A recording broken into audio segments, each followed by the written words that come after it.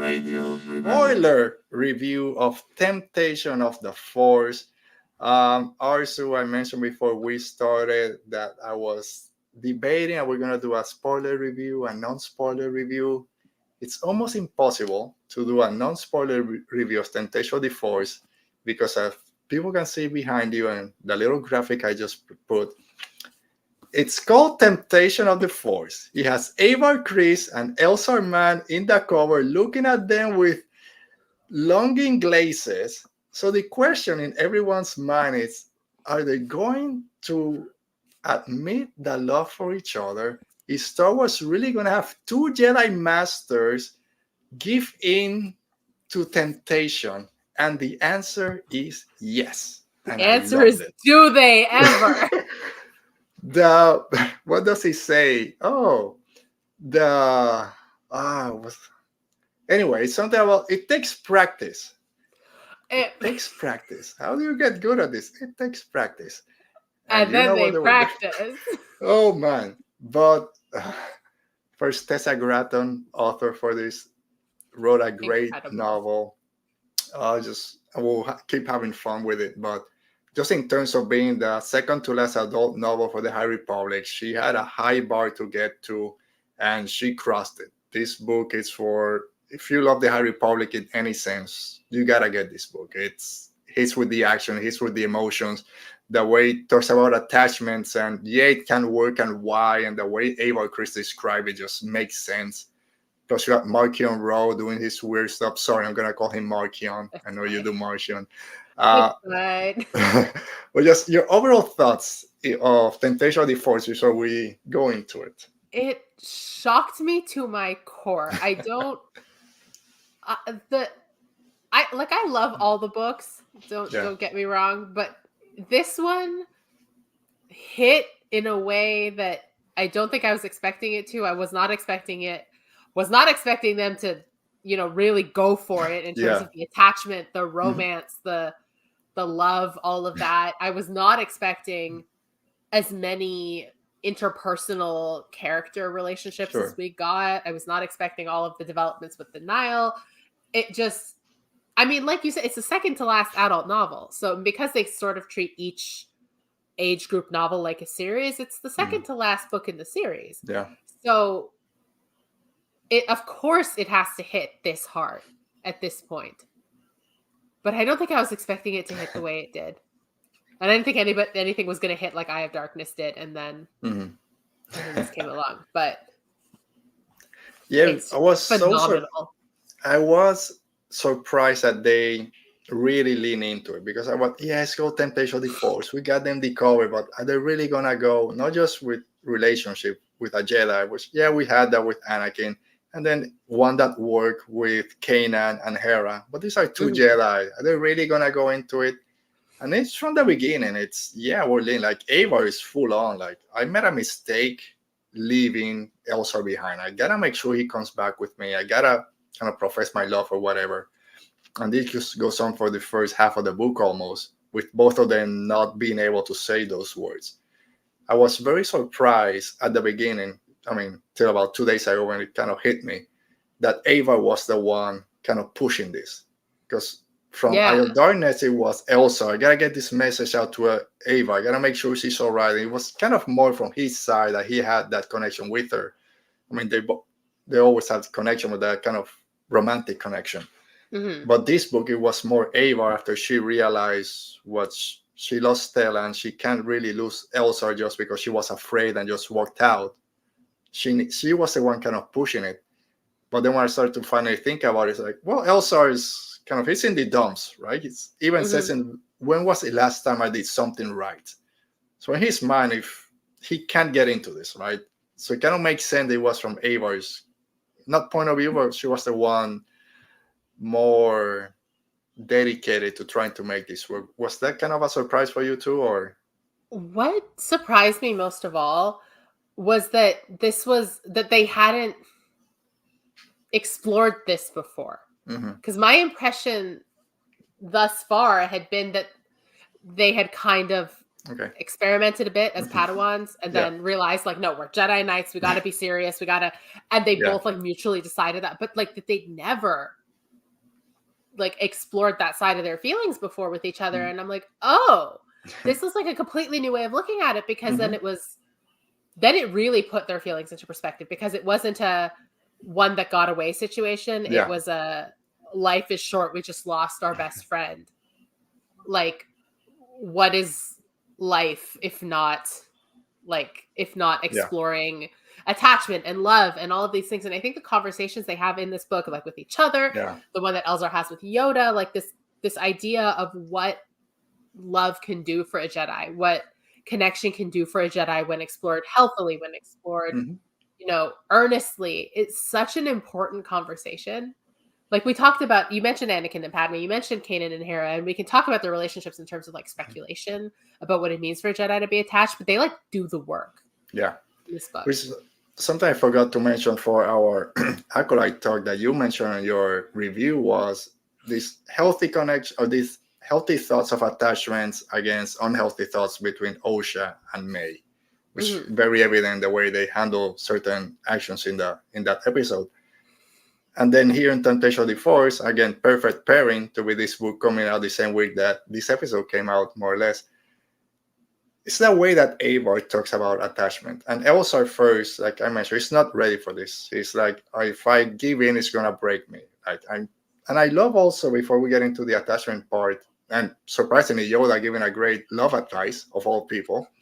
We don't want to think where he got those thoughts, but Elzar starting to be more open with his failings to the dark and why he needs to balance both. And he says, I think I'm getting closer to understanding why the dark comes with the light. What keeps me driving towards the light keeps the shadows right there.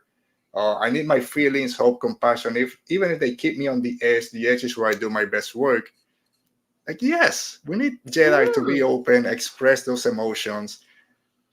So I'm happy that we started getting that from Elzar's the book kept going to when we finally get both of him and Avar confessing their love, and Avar being the first one to say I love you and then repeating it over and over for him to be able to accept it. Like, I'm getting there. I might not be there right now. I might need a little bit more counseling, but I'm getting there. And that's what their first case in chapter 36, as we all have it ingrained in our head. And then 53 is when the other thing happened. But it's great. Again, it took its time. It's maybe a 400-page book, but there's like 3 different storylines or 4 going. But it took its time to explore this. It wasn't just this is how it happens. And then we're going to be like, that's not how attachments or whatever is supposed to work in Jedi. No, Tessa took her time to explore this. And like you mentioned, they really went into it. It's like they really knew that if they had just jumped the gun and had them get together early and they spend the whole book together, then it would have been, well, this is going to end badly because attachment. But because they have this whole conversation about it, now I don't know. Now it could still end badly, but I don't remember what the last book is called, The Trials of the Jedi or something. Yeah. But I want to call it Tears of the Jedi. That's not right. The Trials of the Jedi, like, maybe they will be okay. Maybe they won't because it's Star Wars, but maybe they will. I'll be honest. There was a point at this book where I thought Elzar was, I think this is it. Because we're used to, they love each other. One of them is going to die. Yeah, I'm very familiar with that. I know. Sorry. Like every time, it always goes back to Ben Solo. I know this. I brought him up like twice already. I know. Yeah. And we're going to get to it. It's one of my favorite parts of the whole book is when they fight the Nameless. But going then to Avar, I love when I'm just reading some from the book, is Avar thinking that she had learned that the Force, living and cosmic, connected them, that kiss was a way of them sharing that connection. And then her thoughts on attachment, because like I said before, I love the Jedi. I'm going to defend them as much as I can. I do believe they can have relationship, but it was going to be a very kind of thin line of how you explore that. To not just say, of course, Jedi have sex and relationships. It's gotta be, you gotta treat it right, I guess, just to make everyone on board. And I love when Ava is talking about attachments, and she said, I love you so much, and it's not a hindrance. Attachment, possessiveness, those are hindrances because they limit a Jedi's potential. They make the galaxy smaller, but love is limitless, Elzar. Just like the Force itself is limitless, there's no end to it. And she also says, it's part of me forever. The way the Force and light are part of me forever. Nothing, not distance or grief or death could end it. Like, okay, this makes sense. And it's a way for Jedi to kind of, love is everywhere. It encompasses everything, just like the Force. So how can it be wrong if it's part of the Force? And then you're like, this makes 100% sense. Why did we forget about it? I think it's one of those institutional things that's really going to shut it down. Like something's probably going to go wrong, and they're going to shut it down. But I think because they are free to love each other in an unrestricted way, it's not like Anakin trying to have love in secret or Obi-Wan having to either choose love or the Order, but not both. Because they are free to just love each other and not lose their purpose, I think they're not tempted to fall to like attachment or anything like that, or like possessiveness, because there's it's limitless. There's no hindrance there. It's just love. Yeah, because it's something in one of the earlier books, they kind of mentioned that Jedi, when they're in that Padawan age, they're allowed to kind of have relationships or figure things out. You're teenagers, figure yourself out, but once you become a knight, you go on separate missions, that kind of falls away. But then now as two masters spending so much time together and those feelings are still there, I think Tessa did a great job in kind of explaining it for us to say, of course, it makes sense. Of course. And for Ava, who's so connected to all the Jedi, to then have this strong connection to Elzar. And then Elzar goes to Yoda, of all people. He goes to Yoda to get permission to have a girlfriend. Yeah. Yoda, what do you think? But I love also, again, from Yoda talking about love, but if you find the answers for yourself and it opens the Force to you more widely, brings you closer to the light, then wrong you cannot be. It's kind of getting that blessing that, you can date my daughter, basically. Basically. Yeah. So again, Yoda wasn't a couple of scenes in this book. I love getting that little thing from him. Yeah. All right. So if we talk about Elzar and Avar, we gotta talk about Stellan Gios. Even though he wasn't there, he was there in almost every decision that they made. They had to think of, what will Stellan do? What will Stellan say? Poor Elzar is just doing Stellan's job, being the bureaucrat. He was asked to join the Jedi Council. And I also love because he's, again, putting all the weight of the world on his shoulders, trying to do whatever Stellan would do. I love when one of the masters kind of tells him, you're not taking Stellan's seat. This is your seat. So don't bring all that baggage to it. So kind of, again, taking that pressure off from him. And then Ava goes and buys 3 pastry buns because that's her usual order. Like, out of habit. Yeah, out of habit. And I'm going to water down the alcohol because that's what Stellan would do. I'm like, why are you breaking our heart so much? It's such a beautiful thing, I think, because as they're talking about how to feel this attachment, connection, love between each other, it's also the two of them kind of reconciling how to deal with the loss of Stellan in a healthy way. Like how to take on the parts of him that should stay with them and kind of let the grief of it pass. Yeah. You know what I mean? It's like, it's a whole book on Jedi processing their emotions in a healthy way. Very healthy. And even buying a new diadem for Ava with 3 gems. And then Elzar was the brains, I'm the brawn, and Stellan was the brains, I'm the brawn. You're the heart, Elzar. It's like, how can I be the heart? You bring us all together. So you gotta know this. You're the one that needs to know this. It's like, freaking Jedi making me emotional. It's so beautifully done. Yeah. So, which makes me think, after Phase 3 ends, we know there are gonna be more stories in the High Republic. There's no way they're gonna shut this down.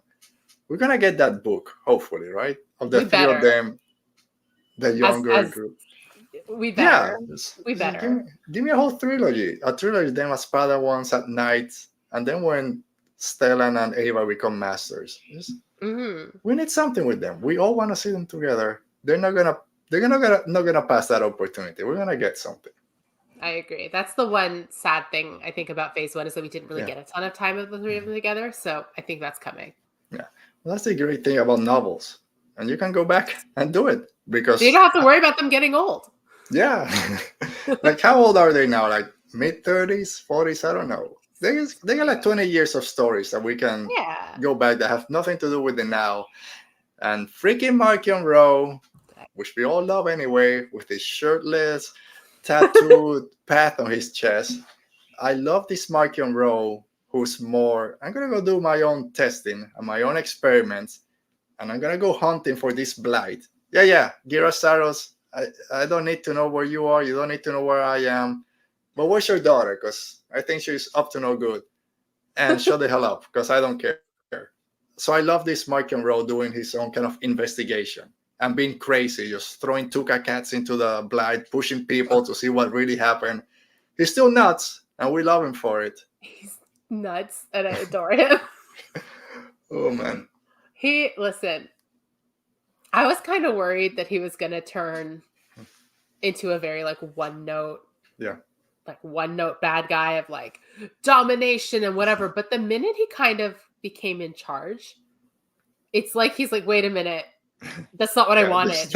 I did not want to run an entire sovereign state. Like that's not what I wanted. And the fact that he's become unpredictable and reclusive, and he's experimenting, and he's like learning about the Nameless and the blight, and he's seeing visions of Marda. Oh man, yeah. Which, wow, what a way to incorporate Marda into phase 3. And he's like, and you don't even know why she's really haunting him. You don't know if she like approves or disapproves of his methods. Like at least I wasn't super. I don't think we're supposed to be clear on that, but it's just such an interesting way to take your villain. It's to not be like, well, good, I've achieved this power, now I want this power, and like higher and higher and higher. It's like, no, he is backing it up and like pulling away. Yeah, it wasn't an Eye of Darkness, I think. Like maybe Defy the Storm when Gira's like, no, like you gotta take care of these people. You got this government and blah blah. It's like, no, I don't want this. You wanted this. I just want to go do most. Oh well, I go to course. Go. I'm gonna do my own stuff. I'm just doing tests on Jedi to see how far I can talk about them. Going from a healthy relationship to an unhealthy one. Oh yeah, that was a 180 completely. Like, No, I mean like Avar and Elzar are the healthy relationship. Gira and Marchion are the unhealthy. They're not communicating. They're hiding from each other. It's Nan in between as a messenger. So it's not working out. I'll be there eventually. I'll go to Coruscant eventually and tell them how I'm gonna be the savior. But yeah, he's trying to figure out how this blight work, which came out of nowhere at the beginning in Defy the Storm. Which what else can we throw the Jedi and the Republic? Got the Nihil, Marchion Ro, Nameless, and now this weird blight. Again, I just love how we start to learn more about it, how it affects the Nameless. He's holding the Rod of Power, so it doesn't affect him for some reason. So how is the blight connected to the Nameless planet? Because then when Burryaga is kind of putting all the force into it, trying to understand it, he feels he's homesick. The blight is homesick. Is it because they took the Nameless from their home planet 100 years ago? So. What the hell is going on? And is that going to be it? Is the solution going to be not some big bombastic space battle, but just kind of healing the damage that was done? And that's how you make the galaxy better. I don't know. I'm trying to figure out, because we have very briefly, because the Republic and the Jedi were able, with help from Avon Starros, Avon Sunveil, I should say at this point, how to go back and forth. And with Silent Graph, let's hope Silent Graph and Kersan take another unhealthy relationship. I love their relationship. They're great, but they're kidnapping each other. Someone's taking care of your dog. They gotta talk it out. Yeah. One was spying on them. I had to marry him to keep him quiet, but then you're gonna come with me. Unhealthy, but it's a great relationship. So they're able to go back and forth. I forgot where I was. Oh, when Marchion kind of, okay, that's fine, just change the codes because I have the original path tattooed on my chest when I was a child. because this is Mari Santeka's original one, poor kid, right? Didn't Mari Santeka at some point give Vernestra a vision of an original path? An original path. Is it the same one? It has to be, right? And this hasn't been explored, I think, No. since it was back in out of the Shadows, I think it was. Yeah, we didn't really talk about it in Midnight Horizon. I'm like looking at my shelf. I'm not just like zoning out. We didn't really talk about it in Midnight Horizon, but I think it came up a little bit in Defy the Storm. I think she's seeing Marta too. Yeah. Oh, she's. Maybe I'm misremembering, but I think Vernestra can also see Marta. Yeah. I wonder if them both seeing Marta and them both having this original path and them both bumping into each other in this book is setting up some sort of Marchion conflict. I'll say at the end, when Vernestra squared up to Marchion Ro, I tweeted this out of context, that scene in Alien when Ripley is going, stay away from her, you bitch. That was me to Marchion Ro. I know Vernestra's alive. We just saw her in the Acolyte. Stay away from her. Don't touch her. She needs to be fine. But I love that, like you said, she didn't back down. She's like, you're here. I know the Nameless is there because I'm feeling the effects, but I'm going to hunt you down. I'm going to take you down. And he's like, little kid, get out of my way. He's like, just move. I'm doing stuff here. He's so funny in that any other villain in this franchise would see like a threat, like a kid or a Jedi or whatever, and they would immediately lose focus and just be like, this is my problem. He's like, I don't have time for you. Please just move. Yeah. He has a Nameless. He's hunting a Drengir. He has part of the blood. He's like, please get out of my way. I'm running experiments. I don't have time to deal with you right now. I got too much. You're gonna throw my results off. I gotta go do my thing. And she's like, no, I'm gonna get to. Hello, Dale Skywalker. Dale, thanks for being here. Hopefully you don't get spoiled for Temptation of the Force. But just jumping to the end of the book, for kind of finishing up a little bit with Marchion, it's when he finally goes to to Coruscant, to the heart of the Republic. Gira Saros there, Lina So, the Chancellor is there, and Marchion Ro shows up. And one thing to say to you, I'm your only hope. I'm like, what the hell is this? That scene was chilling. This man coming out dressed in white, like, did I make that up? He's wearing white, right? Probably. I'm still visualizing. I'm tempted to check, and it's like, it's my fevered imagination, but I don't think it is.